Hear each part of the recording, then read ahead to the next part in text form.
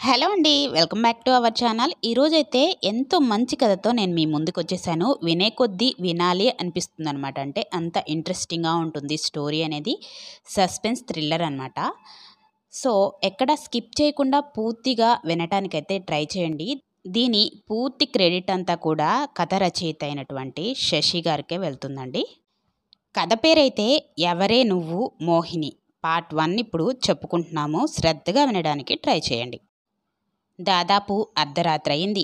అవి పౌర్ణమి రోజులు కావడంతో ఆకాశంలో చంద్రుడు నిండుగా ఉన్నాడు. చంద్రుని నుంచి వచ్చే కాంతి కారణంగా అంత చీకటిగా లేదు. సముద్ర తీర ప్రాంతంలో ఉండే ఒక రాళ్లగుట్టపై నుంచి ఆకాశం వైపే చూస్తుంది ఒక అమ్మాయి. అవి పౌర్ణమి రోజులు కావడంతో ఎప్పుడు కంటే సముద్రంలో అలలు పెద్దగా ఎక్కువ శబ్దం చేస్తూ వస్తున్నాయి. సాధారణంగా ఆ తీర ప్రాంతానికి మామూలు రోజుల్లో పగటిపూట కూడా పెద్దగా జనాలు రారు. అలాంటిది రాత్రి సమయంలో, పైగా పౌర్ణమి రోజుల్లో అస్సలు ఎవరూ రారు. అలాంటి సమయంలో ఆమె అక్కడ ఏం చేస్తుంది? అక్కడ ఆమె తప్ప ఎవరూ లేరు. సముద్రం నుంచి వచ్చే గాలి శబ్దం చాలా భయానకంగా మారుతుంది. ఆమె చూడడానికి తెల్లని మేనుఛాయ కలిగి, నల్లని పొడవాటి కురులతో తెలుపు నలుపు వర్ణన కలిగిన చీర కట్టుకొని ఎవరికోసమో ఎదురు చూస్తున్నట్లుగా రాళ్లపై నిల్చొని పైకి చూస్తుంది. ఆమె ఒక్క మాటలో చెప్పాలంటే నేలపై నెలవంక నిలుచొని చూస్తే ఎలా ఉంటుందో అలా ఉంది ఆమె. కారులో చాలా స్పీడుగా వస్తున్నాడు ఒక వ్యక్తి. చూడడానికి బాగా తాగి ఉన్నట్లు ఉన్నాడు. అతని ఫోన్ రింగ్ అవడంతో కారు పక్కకు ఆపి హలో అన్నాడు. అవతలి వైపు కుమార్, ఎందుకు నువ్వు ఒక్కడివే వెళ్ళావు? పైగా చాలా డ్రింక్ చేసి ఉన్నావు. మాకు చెప్పకుండా నువ్వు ఒక్కడివే ఎందుకు వెళ్ళిపోయావురా అని అడుగుతున్నాడు మరో వ్యక్తి. బాగా తాగి ఉండడం వల్ల మాటలు సరిగ్గా రావు. కొంచెం మత్తుగా మాట్లాడతాడు. ఆపరా, మీరందరూ గర్ల్ ఫ్రెండ్స్తో వచ్చారు. నేను సింగిల్గా వచ్చాను అని నన్ను ఇన్సల్ట్ చేశారు కదా. చూడండి, ఇంకో గంటలో కత్తిలంట అమ్మాయిని తీసుకొని రాకపోతే ఈ కుమార్ గాడు అంటూ ఫోన్ కింద పడేస్తాడు. ఫోన్లో నుంచి ఆ వ్యక్తి కుమార్ కుమార్ అనే పిలుస్తూనే ఉంటాడు. కుమార్ మళ్ళీ కార్ స్టార్ట్ చేయబోతూ దూరంగా రాళ్లపై ఒక అమ్మాయి నిల్చొని ఉండడం చూస్తాడు. చూడగానే మొదట దెయ్యం అనుకొని తాగిన మత్తు కాస్త దిగిపోతుంది. గొంతు తడి ఆరిపోతుంది. గుటకలు వేస్తూ ఆమెనే చూస్తూ ఉంటాడు. కాసేపటికి ఆమె కిందికి వచ్చి నాట్యం చేస్తుంది. నిండు జాబిలి వెన్నెల కాంతుల్లో ఆమె పురివిప్పిన నెమలిలా కనిపిస్తుంది. నాట్యం చేస్తూ కుమార్కెళ్ళే చూస్తూ ఉంటుంది. కుమార్ ఆమె దెయ్యం కాదని అర్థమవుతుంది. మెల్లిగా కారు డోర్ ఓపెన్ చేసి చేతిలో వైన్ బాటిల్ పట్టుకొని ఆమె వైపు వెళ్తాడు. ఆమె కుమార్ తన వైపు రావడం గమనిస్తూనే ఉంటుంది. కానీ ఆమె తనని పట్టించుకోనట్లుగా నాట్యం చేస్తూనే ఉంటుంది. ఆమె ఆపగానే కుమార్ క్లాప్స్ కొడుతూ వావ్, చాలా బాగా చేసావు బ్యూటీ అంటూ తూలిపోతూ ఉంటాడు. ఆమె తనని పడిపోకుండా పట్టుకుంటుంది. ఇట్స్ ఓకే, నేను బానే ఉన్నాను. నువ్వు ఈ టైంలో ఇక్కడ ఏం చేస్తున్నావని అడుగుతాడు. ఆమె ఎదురు చూస్తున్నాను. కుమార్ వైన్ తాగుతూ ఎవరి కోసం అని అడుగుతాడు. ఆమె నీకోసమే. కుమార్ అనుమానంగా చూస్తూ మత్తుగా నా కోసమా అని అడుగుతాడు. ఆమె చిన్నగా నవ్వుతూ నా ఉద్దేశం మీలాంటి బాటసారుల కోసం అని అంటుంది. కుమార్కి ఏదో అర్థమైనట్లుగా ఫేస్లో ఎక్స్ప్రెషన్స్ మారుస్తూ చూస్తే నీకిది మొదటిసారిలా అనిపిస్తుంది? అవును, నేను మొదలు పెట్టబోయే పనికి ఈరోజే ముహూర్తం పెట్టానని కొంచెం గంభీరమైన స్వరం కలిపి అంటుంది. అంటే నేనే మొదటి వ్యక్తిని అంటావా అని అడుగుతాడు కుమార్. అవును, నువ్వే మొదటి వ్యక్తివి అని అంటున్నప్పుడు ఆమె కళ్ళు ఎర్రటి రక్తంలా అయిపోతాయి. కానీ కుమార్ తాగి ఉండడం వల్ల అంతగా గమనించకుండా పదా వెళ్దామని ఆమె చేయి పట్టుకొని కార్ దగ్గరికి తీసుకుని వస్తాడు. నా ప్లేస్కి వెళ్దామా అని అడుగుతాడు. కొత్త ప్లేస్లో నాకు అంత కంఫర్ట్గా ఉండదు, మనం నా ప్లేస్కి వెళ్దాం అంటుంది. Kumar driving seat door open చేయగానే మీరు తాగి ఉన్నారు కాబట్టి కార్ నేను నడుపుతాను అని అంటుంది. కుమార్ సరే అంటూ ఆమెకి కారు తాళాలు ఇస్తాడు. ఆమె కారు నడుపుతుంది. కుమార్ చేతిలో ఉండే వైన్ బాటిల్ అయిపోయేంత వరకు తాగుతూనే ఉంటాడు. మత్తు కారణంగా ఆమె ఎటు తీసుకుని వెళ్తుందో గమనించడు. ఫోన్ మళ్ళీ మోగుతుంది. కుమార్ ఫోన్ లిఫ్ట్ చేయగానే కుమార్ ఎన్నిసార్లు కాల్ చేయాలి, ఆన్సర్ చేయవేంటి, ఎక్కడున్నావని అడుగుతాడు కాల్ చేసిన వ్యక్తి. స్వర్గానికి కొంచెం దూరంలో ఉన్నాను, నన్ను డిస్టర్బ్ చేయకు, ఫోన్ పెట్టేయ్ అంటూ కాల్ కట్ చేసి మొబైల్ స్విచ్ ఆఫ్ చేస్తాడు. మత్తుగా ఆమె వైపు చూస్తూ నీ పేరేంటి బంగారం, నీ ఫోన్ నెంబర్ ఇవ్వు అంటాడు. ఆమె నవ్వుతూ అనామిక, నా నెంబర్ ఎందుకు అని అంటుంది. మళ్ళీ నిన్ను ఎప్పుడైనా పిలవాలి అంటే అంటూ ఆమె భుజాలపై చేయి వేస్తూ ఉంటాడు. ఆమె కుమార్ చేతులను పక్కకు పెడుతూ నువ్వు మళ్ళీ పిలవాలి అనుకున్నప్పుడు కదా అంటూ నువ్వుంటే కదా పిలవడానికి అని మనసులో అనుకుంటూ ఒక పెద్ద బంగ్లా ముందు ఆపుతుంది. అప్పుడే వచ్చేసామా అంటూ కుమార్ బయటికి వచ్చి ఆ బంగ్లాని చూసి ఏంటిది ఇలా ఉంది అంటూ చుట్టూ చూస్తాడు. అది ఒక పాడుబడ్డ బంగ్లా. అక్కడ చుట్టూ ఎటు చూసినా చెట్లు. అంత వెన్నెల కాంతుల్లో కూడా చిమ్మ చీకట్లు కమ్ముకున్నట్లుగా ఉంది ఆ ప్రాంతం. కుమార్కి మెల్లగా మత్తు వదిలిపోతుంది. అనామిక అంటూ మెల్లిగా పిలుస్తాడు. కానీ ఆమె పలకదు. కానీ వెనుక నుంచి ఏదో శబ్దం వినపడుతుంది. అనామిక అంటూ మెల్లిగా వెనక్కి తిరిగి చూస్తాడు. ఇంతవరకు నేలపై నెలవంకలా కనిపించిన అమ్మాయి ఒక్కసారిగా సగం కాలిపోయిన ముఖంతో వికృతంగా ఎర్రని నెత్తుటి కళ్ళతో క్రోధంగా కుమార్ వైపు చూస్తూ కనిపిస్తుంది. ఆమెనలా చూడగానే కుమార్ స్పృహ కోల్పోయి పడిపోతాడు. 2 రోజులైనా కుమార్ ఆచూకీ తెలియదు. పోలీసులు కుమార్ స్నేహితులకు ఎంత వెతికినా కుమార్ ఆచూకీ లభించదు. కుమార్ కారు మాత్రం బీచ్ పక్కన ఉంటుంది. పోలీసులు తన ఫ్రెండ్స్ని విచారించగా వాళ్లలో ఆ రోజు రాత్రి కుమార్తో మాట్లాడిన బంటి పోలీసులకు ఆ రోజు నైట్ గురించి వివరిస్తాడు. నేను, రవి, చక్రి, కుమార్ మేము పబ్కి వెళ్ళాము. మేమందరం మా గర్ల్ ఫ్రెండ్స్తో వచ్చాము. కుమార్ మాత్రం సింగిల్గా వచ్చాడు. అందరం కలిసి బాగా డ్రింక్ చేసి ఉన్నాము. నేను వీళ్ళని డ్రాప్ చేయాలి అని లైట్గా తీసుకున్నాను. కానీ కుమార్ గాడికి బాగా మత్తెక్కివైపోయి రవిగాడి గర్ల్ ఫ్రెండ్తో మిస్బిహేవ్ చేస్తాడు. రవి కూడా డ్రింక్ చేసి ఉండడం వల్ల ఇద్దరికీ చిన్న గొడవ అవుతుంది. రవిగాడు నీ బ్రతుక్కి ఒక గర్ల్ ఫ్రెండ్ని కూడా సెట్ చేసుకోలేవు అంటూ రవి కుమార్ని నెడతాడు. అప్పటికే మత్తెక్కువైన తూలుతున్న కుమార్ కింద పడిపోయాడు. అందరి ముందు రవి అలా చేయడంతో కుమార్ ఇన్సల్ట్గా ఫీల్ అయ్యి బయటికి వెళ్ళిపోయాడు. బంటి ఆ టైంలో వాష్రూమ్లో ఉంటాడు. తాను బయటికి వచ్చేసరికి కుమార్ వెళ్ళిపోతాడు. కుమార్కి నేను ఫోన్ చేసినప్పుడు కుమార్కి బంటికి మధ్య జరిగిన సంభాషణ అంతా చెప్తాడు. కానీ నేను తనతో చివరిసారిగా మాట్లాడినప్పుడు స్వర్గానికి కొంచెం దూరంలో ఉన్నాను అన్నాడు సార్ అని అంటాడు. పోలీసులు బంటి చెప్పినవి విని కుమార్ ఫోన్ నంబర్ ట్రేస్ చేసి చూస్తారు. అది సముద్ర తీర ప్రాంతాన్ని చూపిస్తుంటుంది. అక్కడికి వెళ్ళి చూడగా అక్కడ ఒక కారు మాత్రమే ఉంటుంది. చుట్టుపక్కల మనుషులు ఎవరూ ఉండరు. కనీసం చేపల వేటకు వెళ్లే బోటు కూడా కనపడవు. బంటి చుట్టూ చూసి సార్ ఏంటి ఇక్కడ, ఎందుకని ఎవరూ లేరు అని అడుగుతాడు. నువ్వు ఈ ఊరికి కొత్త అని అడుగుతాడు ఏసీపీ సిద్ధార్థ్. అవును సార్, మేము కాలేజీ హాస్టల్లో ఉన్నప్పుడు రూమ్మేట్స్, అందుకే వీళ్ళని కలిసి వెళ్దామని వచ్చాను అని అంటాడు. ఇక్కడికి మనుషులకు అనుమతి లేదు. ఇక్కడ అలల తీవ్రత ఎక్కువగా ఉంటుంది. పౌర్ణమి రోజుల్లో మరీ ఎక్కువగా ఉంటుంది. ఒక్కోసారి రోడ్లపైకి సముద్రపు నీరు వచ్చేస్తూ ఉంటుంది. అందుకే ఈ టైంలో వెహికల్ కూడా ఏం రావు. హెచ్చరికలు పట్టించుకోకుండా ఇక్కడికి వచ్చిన వారిలో చాలామంది ప్రాణాలు కోల్పోయారు. రాత్రులు అయితే ఇక్కడ కాపలాగా కూడా మనుషులు కూడా ఉండరు అని చెప్తాడు సిద్ధార్థ్. కార్ చెక్ చేసి చూస్తాడు. అక్కడ ఫోన్ దొరుకుతుంది. కాల్ రికార్డ్ తీయమని, అలానే ఫోన్ని ఫోరెన్సిక్ ల్యాబ్కి తీసుకొని వెళ్ళి ఫింగర్ ప్రింట్స్ తీయమని చెప్తాడు అక్కడ ఉన్న కానిస్టేబుల్కి. సార్ అంటూ అక్కడ అంటూ గట్టిగా కేకలు పెడుతూ వస్తాడు అక్కడికి ఇంకో కానిస్టేబుల్. ఏమైందయ్యా, ఎందుకలా కేకలు పెడుతున్నావని అడుగుతాడు. సిద్ధార్థ్ సార్, అక్కడ ఎవరిదో డెడ్ బాడీ ఉంది, చాలా దారుణంగా చంపేశారు సార్ అని ఆయాసపడుతూ చెప్తాడు కానిస్టేబుల్. సిద్ధార్థ్ ఇంకా కుమార్ ఫ్రెండ్స్ అందరూ అక్కడికి వేగంగా వెళ్ళి చూస్తారు. బంటి వెంటనే కుమార్ అంటూ తల కొట్టుకుంటూ ఏడుస్తాడు. రవి డెడ్ బాడీ చూడలేక ముఖం తిప్పేసుకుంటాడు. డెడ్ బాడీని దగ్గరలో ఉన్న హాస్పిటల్కి తరలించి పోస్టుమార్టం చేయిస్తారు. కుమార్ వాళ్ళ ఫ్యామిలీ మెంబర్స్కి విషయం చెప్తారు. కుమార్ వాళ్ళ అమ్మ చిన్నప్పుడే చనిపోతుంది. కుమార్ వాళ్ళ నాన్న ఒక వ్యాపారి. ఆయన కుమార్ చనిపోయినప్పుడు సిటీలో ఉండరు. బిజినెస్ పనిపై వేరే ఊరు వెళ్తారు. అదే పెద్ద న్యూస్ అయిపోతుంది. హాస్పిటల్ నుంచి పోస్టుమార్టం రిపోర్ట్ వస్తుంది. అది చదువుతుంటేనే సిద్ధార్థ్ ఒళ్ళంతా చెమటలతో తడిచిపోతుంది.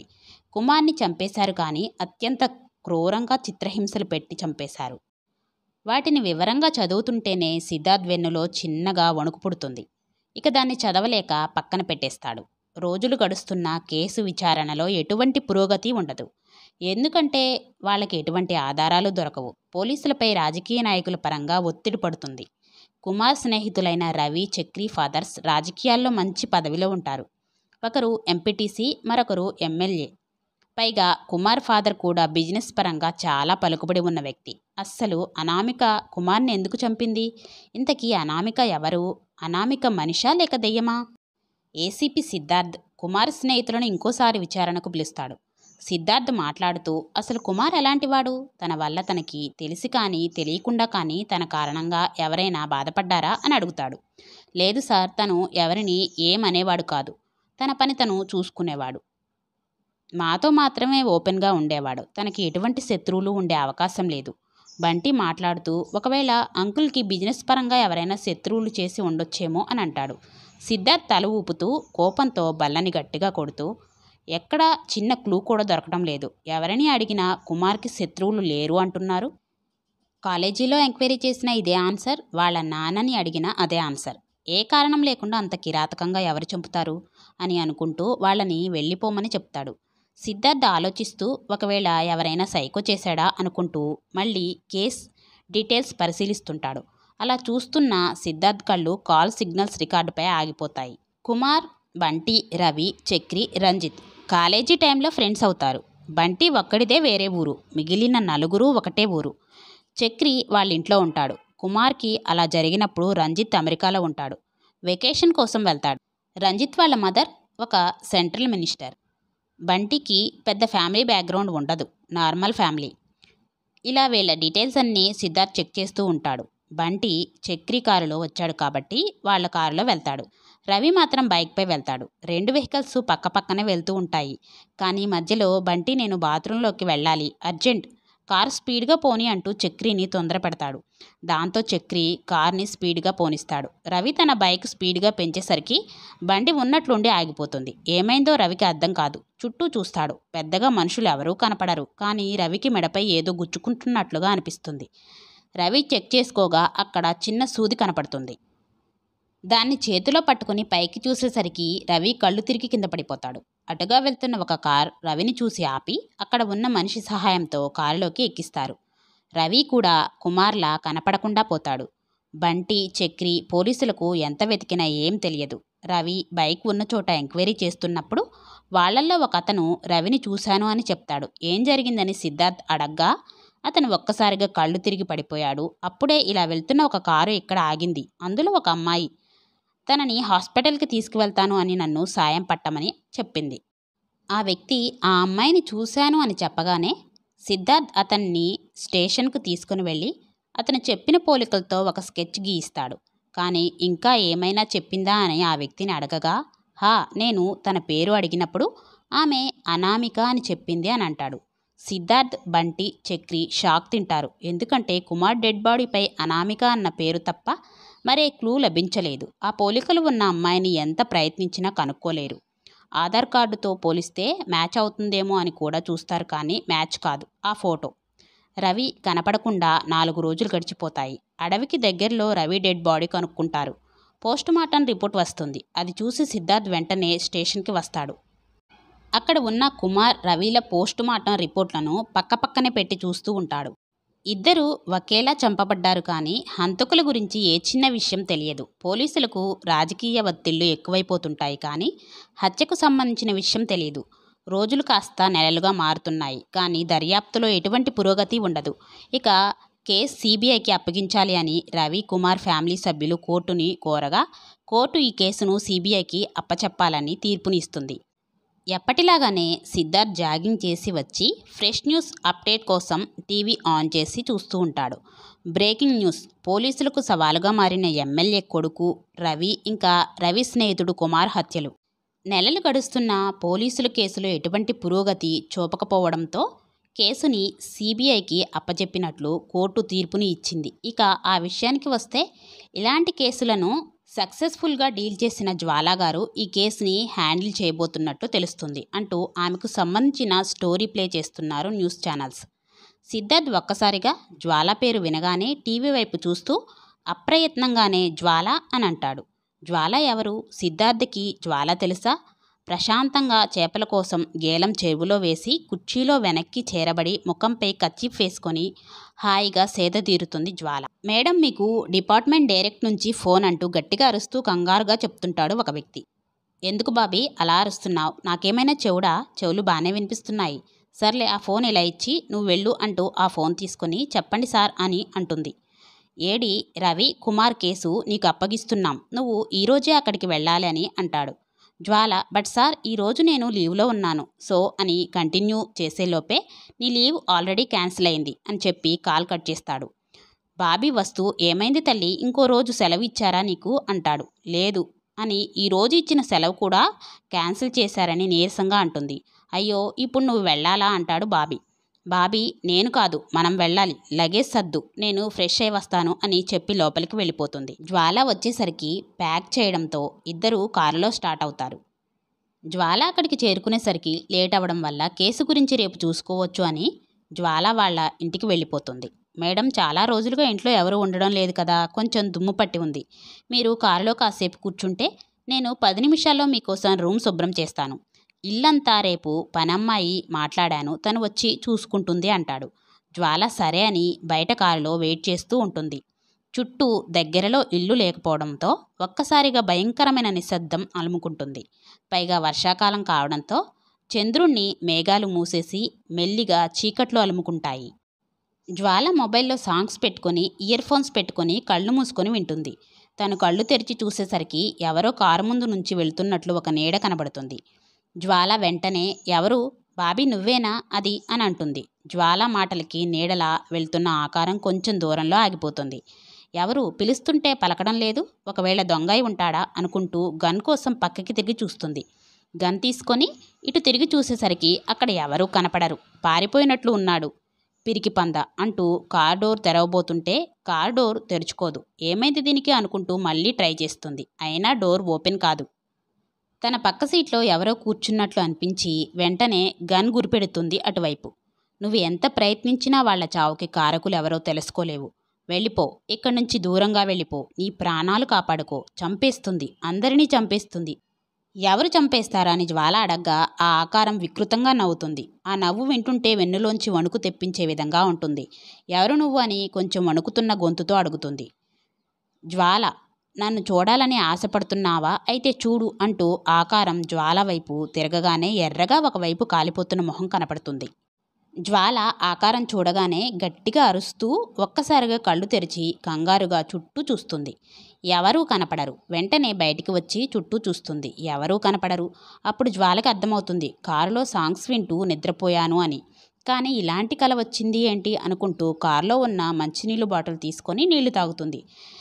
కొన్ని నీళ్లు ముఖంపై చల్లుకుంటూ, వావ్, ఈ కేసు డీటెయిల్స్ చదవకముందే ఇలాంటి ఎక్స్పీరియన్స్ ఎదురైంది అంటే ఇంకా ముందు ముందు ఏం జరగబోతుందో చూడాలి అనుకుంటూ తన ముఖాన్ని చేత్తో తుడుముకుంటూ, బాబీ రూమ్ రెడీ అయిందా అంటూ లోపలికి వెళుతుంది. రంజిత్ అమెరికా నుంచి తిరిగొస్తాడు. కారులో డ్రైవర్తో కుమార్ రవిని ఎవరు చంపారో తెలిసిందా అని అడుగుతాడు. డ్రైవర్, లేదు బాబు, ఈ కేసుని డీల్ చేయలేం అని పోలీసులు చేతులెత్తేశారు. కోర్టు ఈ కేసుని సిబిఐకి అప్పచెప్పింది కదా, అయినా అంత దారుణంగా వాళ్ళని ఎవరు చంపుంటారు బాబు అని అంటాడు. అయినా చాలామంది చెప్పేదేంటంటే అది మనుషుల పని కాదు, దెయ్యం చేసింది అని అంటున్నారు. రంజిత్, దెయ్యం పనా అని ఆశ్చర్యంగా అడుగుతాడు. తెల్లారింది ఇకలే అంటూ అలారం మోగుతుంటే దానిని ఆపి గుడ్ మార్నింగ్ జ్వాల అంటూ తనకు తానే చెప్పుకుంటూ పైకి లేచి ఫ్రెష్ అయి జిమ్ డ్రెస్లోకి మారిపోయి పంచ్ బ్యాగ్తో ప్రాక్టీస్ చేస్తూ ఉంటుంది.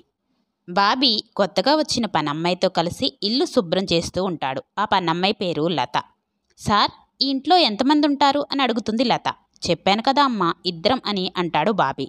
మీరు ఆవిడికి ఏమవుతారు సార్ అని అడుగుతుంది లత. నేను ఆమెకు ఏమీ కాను. నా కడుపున పుట్టిన బిడ్డలు నేను వాళ్ళకి భారం అని వదిలేసి ఎవరి దారి వాళ్ళు చూసుకుంటే చనిపోవాలి అనుకుంటున్న నన్ను కాపాడి ఎప్పుడో చిన్నప్పుడు తన స్కూల్ చదువుకునే టైంలో నేను ఒకసారి ఐస్ క్రీమ్ కొన్నాను అని చెప్పి మేడం నన్ను తన దగ్గర పని చేసుకుంటూ ఉండిపోమ్మన్నారు. ఐస్ క్రీమ్ కొన్నారు అని మీకు మళ్ళీ లైఫ్ ఇచ్చారా? లేదమ్మా, మొదట్లో ఆమె ఎవరో తెలియకుండా తనతో వెళ్ళను అని అలా అబద్ధం చెప్పారు ఆమె. సార్, మీకన్నా ఆమె చిన్నది కదా, ఆమెను మేడం అని ఎందుకు పిలుస్తున్నారు అని అడుగుతుంది లత. ఏమో, నాకు ఆమెను చూస్తే అలానే పిలవాలి అనిపిస్తుందని అంటాడు. అప్పుడే కాలింగ్ బెల్ సౌండ్ వినిపించడంతో నువ్వు ప్రశ్నలు ఆపి పని చూడు, నేను ఎవరు వచ్చారో చూస్తాను అంటూ బాబీ డోర్ ఓపెన్ చేస్తాడు. బాబీ డోర్ ఓపెన్ చేయగానే ఎదురుగా సిద్ధార్థ్ ఉంటాడు. ఎవరు సార్ మీరు, ఎవరు కావాలి అని అడుగుతాడు. జ్వాల మేడం ఉన్నారా అని అడుగుతాడు సిద్ధార్థ్. ఉన్నారు, లోపలికి రండి అంటూ సోఫాలో కూర్చోమని చెప్పి జ్వాల మేడం అని పిలుస్తాడు. పంచింగ్ బ్యాగ్ని చిత్తకొట్టడంలో బిజీగా ఉన్న జ్వాల బాబీ పిలవడంతో దానికి బ్రేక్ ఇచ్చి ఏంటి బాబీ అంటూ బయటికి వచ్చి చూస్తుంది. మేడం, ఇతను మీకోసం వచ్చాడు అని సిద్ధార్థ్ను చూపిస్తాడు. సిద్ధార్థ్ చెమటతో పూర్తిగా తడిచి ఉన్న జ్వాలనే చూస్తూ, hi, I am ACP Siddharth, మీకు ఈ కేస్ ఫైల్ అప్పగించమని మాకు ఆర్డర్స్ వచ్చాయి అంటాడు. జ్వాల కాసేపు వెయిట్ చేయమని నేను ఇప్పుడే వస్తాను అని చెప్పి లోపలికి వెళ్ళిపోతుంది. సిద్ధార్థ్ తనని పట్టించుకోకుండా వెళ్ళిపోతున్న జ్వాల వైపు కోపంగా చూస్తూ ఉంటాడు. జ్వాల మళ్ళీ వెనక్కి వచ్చి, బాబీ, సార్కి లతని జ్యూస్ ఇమ్మని చెప్పు అని చెప్పి వెళ్ళిపోతుంది. సిద్ధార్థ్ ఇల్లంతా చూస్తూ అటూ ఇటూ తిరుగుతూ ఒక రూమ్ దగ్గరికి వచ్చేసరికి బ్యాడ్ స్మెల్ వస్తూ ఉంటుంది. సిద్ధార్థ్ డోర్ ఓపెన్ చేయడానికి ట్రై చేస్తే అది లాక్ చేసి ఉంటుంది. అప్పుడే బాబీ లత చేత జ్యూస్ చేయించి సిద్ధార్థ్ కోసం తీసుకుని వస్తాడు. సార్, మీరు ఇక్కడేం చేస్తున్నారు? జ్యూస్ తీసుకోండి సార్ అంటూ ఇస్తాడు. ఈ రూమ్కి మీ దగ్గర ఉందా అని అడుగుతాడు సిద్ధార్థ్. లేదు సార్, అది జ్వాలా మేడం దగ్గరే ఉంటుంది. అడగమంటారా? సిద్ధార్థ్ వద్దు అన్నట్లుగా తల ఊపుతూ హాల్లోకి వచ్చేస్తాడు. అప్పుడే జ్వాల కూడా ఫ్రెష్ అయి డ్రెస్ చేంజ్ చేసుకుని వస్తుంది. జీన్స్ అండ్ టీషర్ట్ వేసుకుని డ్రెస్కి తగ్గట్లుగా పోనీటైల్లో చూడ్డానికి రఫ్ లుక్లో ఉంటుంది. హాయ్, ఎలా ఉన్నావని జ్వాల అడగ్గా, పలకరింపులు తర్వాత, ముందు ఈ కేసు సంగతి చూద్దామా అని అంటాడు సిద్ధార్థ్. జ్వాలకి సిద్ధార్థ్కి సివిల్స్కి ప్రిపేర్ అయ్యేటప్పుడు ఒక కోచింగ్ సెంటర్లో పరిచయం. స్నేహం, ప్రేమ కొన్నాళ్ళకి జ్వాల చెప్పకుండా వెళ్ళిపోతుంది. ఎందుకు అనేది మీకు రాబోయే కథలో తెలుస్తుంది. సో ఇప్పుడు కథ చూద్దాం. జ్వాల చూద్దామా అంటే దాని అర్థం, సిద్ధార్థ్, నాకు తెలుసుకోవాలని ఉంది. మా డిపార్ట్మెంట్ సాల్వ్ చేయలేని కేసు మీరు ఎలా చేస్తారు అని. పైగా ఈ కేసు ఇన్వెస్టిగేషన్లో మాకు హంతకుల గురించి ఎటువంటి ఆధారాలు లభించలేదు. జ్వాల, అయితే నువ్వు కూడా మాతో ఈ కేస్ ఇన్వెస్టిగేషన్లో పాల్గొంటున్నాను అంటావు. ఓకే. బాబీ, చరణ్ వాళ్ళు వచ్చారా అని బాబీని అడుగుతుంది. దగ్గరలో ఉన్నారంట మేడం అనే సమాధానం ఇస్తాడు. రంజిత్ ఇంటికి చేరుకున్నాక చక్రి వాళ్ళకి కాల్ చేసి కలవమని చెప్తాడు. ఒరేయ్ మామ, నాకు చాలా భయంగా ఉంది. కుమార్ ఇంకా రవిని అంత దారుణంగా ఎవరు చంపారు? నేను తిరిగి వెళ్ళిపోదాం అనుకుంటే ఈ పోలీసులు వెళ్ళనివ్వడం లేదు అని అంటాడు బంటి. ముగ్గురు రంజిత్ గెస్ట్ హౌస్లో సీటింగ్ వేస్తారు. రంజిత్ చక్రి వైపు సీరియస్గా చూస్తూ బంటిని పక్కకు పంపు అన్నట్లు సైగ చేస్తాడు. చక్రి ఓకే అన్నట్లుగా కళ్ళు రెప్పలు మూసి సైగ చేస్తాడు. కాగల కార్యము గంధర్వులు చేసినట్లు బంటికి ఫోన్ వస్తుంది వాళ్ళ ఇంటి నుంచి. పాపం, ఎరక్కపోయి వచ్చి ఇరుక్కుపోయాడు కదా. వాళ్ళ ఇంట్లో వాళ్ళు రోజు ఫోన్ చేసి కనీసం గంట వరకు మాట్లాడతారు. సో విన్నారు కదా ఫ్రెండ్స్, ఈరోజు ఎపిసోడ్ అయితే ఇక్కడితో ఎండ్ అవుతుంది. ఎపిసోడ్ అనేది మీకు ఎలా అనిపించింది, అంటే ఈ స్టోరీ అనేది మీకు నచ్చిందా లేదా అనేది కామెంట్ సెక్షన్లో తప్పకుండా షేర్ చేయండి. అదేవిధంగా ఇలాంటి మంచి స్టోరీస్ కోసం నా ఛానల్ని సబ్స్క్రైబ్ చేసుకొని నన్ను సపోర్ట్ చేయండి. దీనికి సంబంధించిన నెక్స్ట్ ఎపిసోడ్ అయితే నేను ఖచ్చితంగా ఒక 2-3 రోజుల్లో పోస్ట్ చేస్తాను. తప్పకుండా మీరు చూడటానికి ట్రై చేయండి. Okay, bye.